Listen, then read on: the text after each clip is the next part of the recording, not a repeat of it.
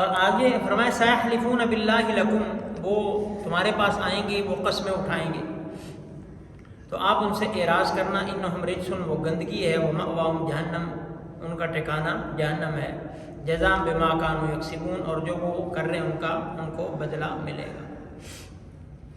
آگے الاعراب اشد کفرا ونفاقا واجدر الا يعلموا حدود ما انزل اللہ علیہ، کہ جو بدو ہے، دیہاتی ہے، وہ زیادہ لائق ہے کہ وہ اللہ کے حدود کو نہ جانے اور اس کو نہ پتہ۔ عام طور پر جو بدو اور دیہاتی ہوتا ہے وہ اگر ایمان لے آئے تو اس میں بھی وہ اسٹرکٹ ہوتا ہے، سخت ہوتا ہے، بس جو، اور اگر کفر پر رہے تو بھی سخت ہوتا ہے۔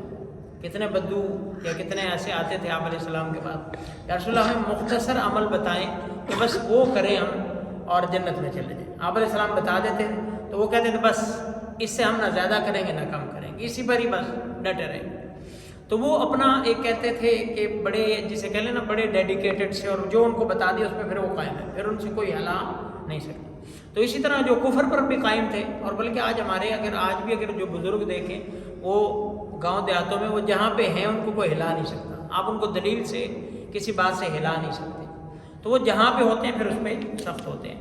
آگے والسابقون الاولون من المہاجرین والانصار والذین اتبعوہم بإحسان، سابقون الاولون حضرات صحابہ کرام میں سے بعض سابقون الاولون ہیں، مختلف قسمیں ہیں، بعض بدری ہیں، بعض بیعت عقبہ والے ہیں، اور بعض جو ہے وہ فتح مکہ والے ہیں۔ سارے میں فرق مراتب تو ہے، انصار ہیں، مہاجرین ہیں، فرق مراتب ہے، لیکن سب کے بارے میں اللہ نے فرمایا رضی اللہ عنہم ورضوا، اللہ ان سے راضی، وہ اللہ سے راضی، اور ان کے لیے جنت کی خوشخبری ہے۔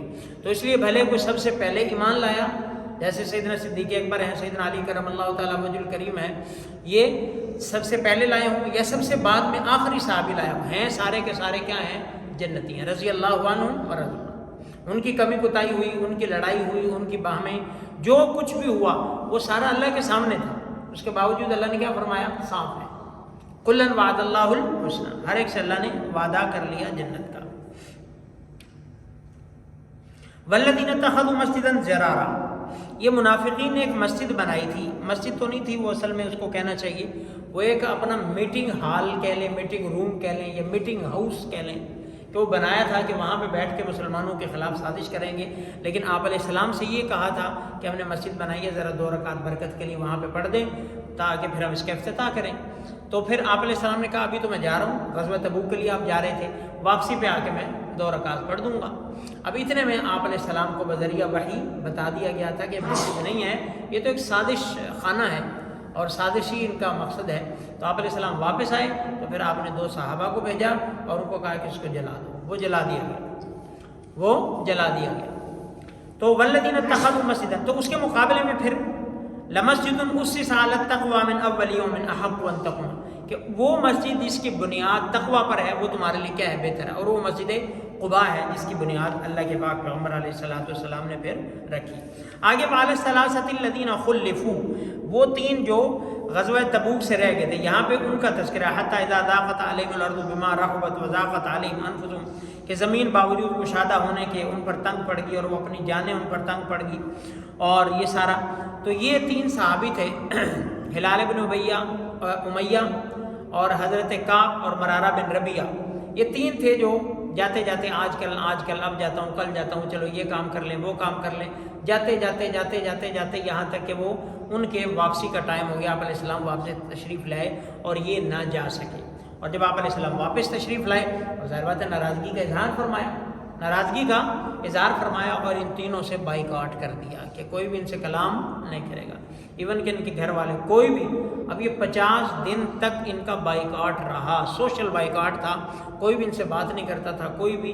آپ علیہ یہ مسجد میں آتے تھے، جب آتے تھے حضرت کعب کہتے ہیں مسجد میں آتا تھا میں تو آپ علیہ السلام میری طرف دیکھ رہے ہوتے تھے، لیکن جب میں دیکھتا تھا آپ رخ موڑ لیتے تھے، یا میں نماز پڑھتا تھا آپ علیہ السلام مجھے دیکھتے تھے لیکن میں دیکھتا تھا، تو یہ ناراضگی کا اظہار تھا، کیونکہ ذاتی تو کوئی مسئلہ تھا نہیں، ذاتی تو مسئلہ۔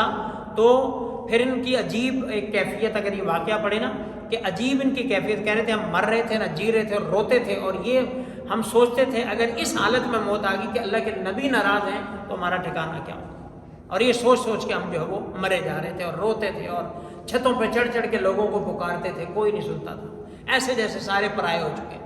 تو خیر پھر 50ویں دن اللہ نے ان کی توبہ کا اعلان کیا اور پھر ان کی توبہ قبول ہوئی. یہ ان کا تذکرہ ہے. آگے سورہ یونس ہے. سورہ یونس اس کے اندر آخر میں چل کے جا کے قوم یونس کا تذکرہ ہے. عام طور پر اللہ کا ضابطہ یہ ہے کہ جب کوئی قوم نافرمان ہوتی ہے اللہ اس کو جب وہ نبی کو بھیجتے ہیں نشانیاں معجزات جو وہ کہتے ہیں پھر بھی نہیں مانتی پھر اللہ اس کو ہلاک کر دیتے ہیں. اور جب عذاب کے آثار آ جائیں پھر اس کے بعد عذاب ٹلتا نہیں. جس طرح موت کے آثار اگر آ جائیں تو پھر اس کے بعد پھر ٹلنے کی گنجائش نہیں یا پھر ایمان لانے کی گنجائش نہیں ہے.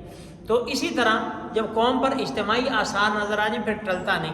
صرف قوم یونس کے ساتھ ایسا ہوا کہ عذاب کے آثار آ چکے تھے کہ یہ سارے نکل آئے, بچے بوڑھے عورتیں مرد سارے میدان میں جانوروں سمیت, اور بڑی آہوزاری کی اللہ نے ان سے عذاب کو ہٹا لیا.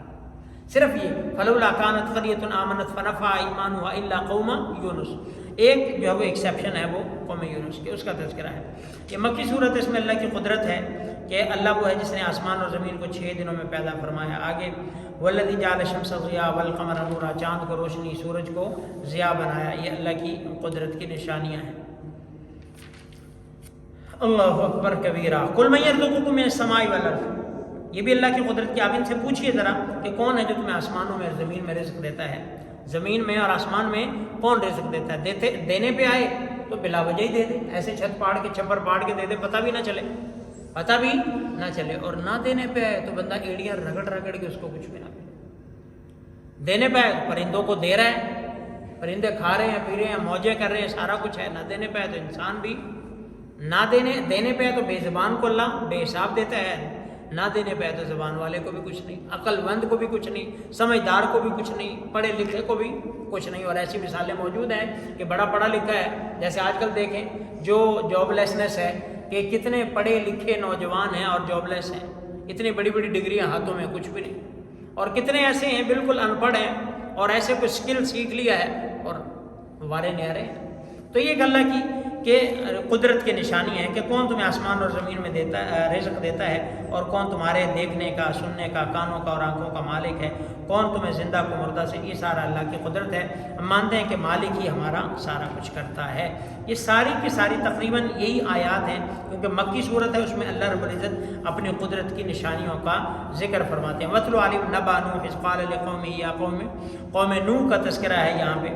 اور آگے فرعون کا تذکرہ ہے کہ فرعون کو موسیٰ علیہ السلام نے دعوت دی لیکن الٹا اس نے سرکشی کی, جادو کیے, مقابلے کیے اور عجیب عجیب جو ہے وہ. تو پھر اللہ نے جب عذاب بھیجا وجاوزنا ببنی اسرائیل البحر, جب موسیٰ علیہ السلام کو اللہ نے کہا بنی اسرائیل کو لے کے نکلو, انہوں نے وہ سمندر جو ہے وہ کراس کر لیا, عبور کر لیا.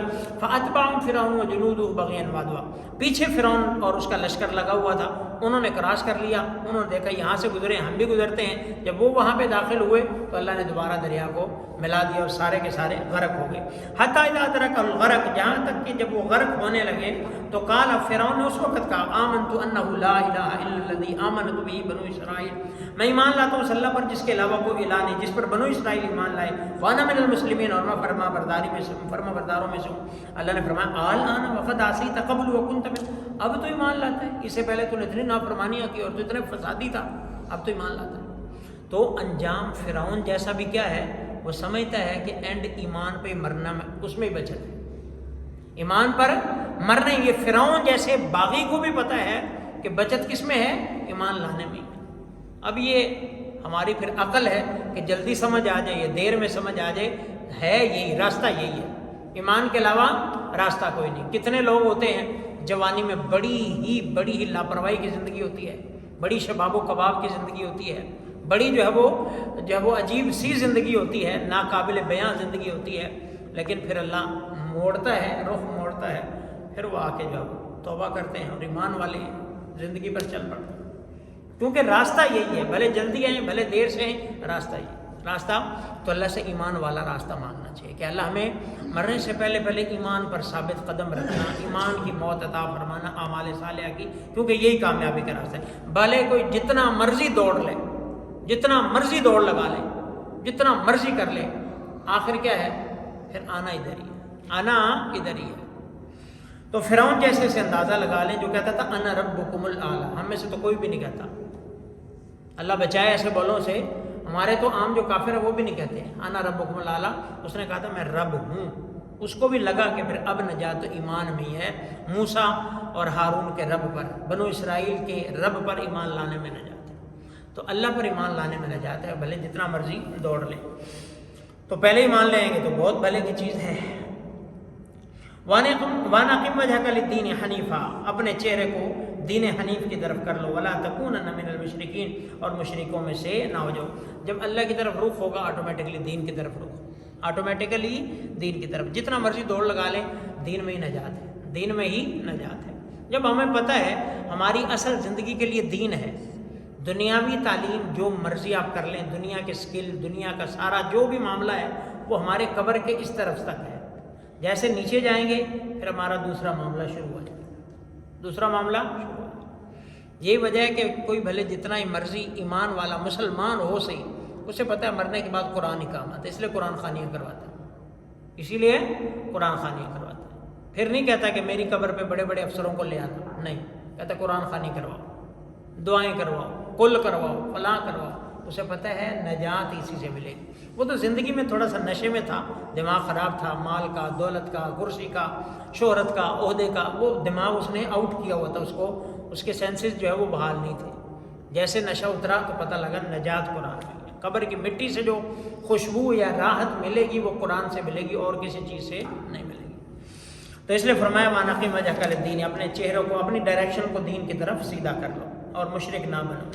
وَإِن اللَّهُ بِضُرٍّ فَلَا كَاشِفَ لَهُ إِلَّا هُوَ، اگر کوئی تکلیف پہنچتی ہے تو اللہ کے علاوہ کوئی دور کرنے والا نہیں ہے۔ تو اس لیے اللہ ہی سے مانگنا ہے کہ مالک ہماری ہر تکلیف کو دور فرما، ہمیں ہر آسانی عطا فرما، عافیت عطا فرما، صحت عطا فرما اور عافیت والی زندگی عطا فرما۔ تو اللہ سے ہر وقت کیا ہے؟ عافیت مانگے، ہر مشکلات کو اللہ ہم سے ٹال دے۔ اللہ رب العزت سے دعا ہے اللہ عمل کی توفیق۔ آمین۔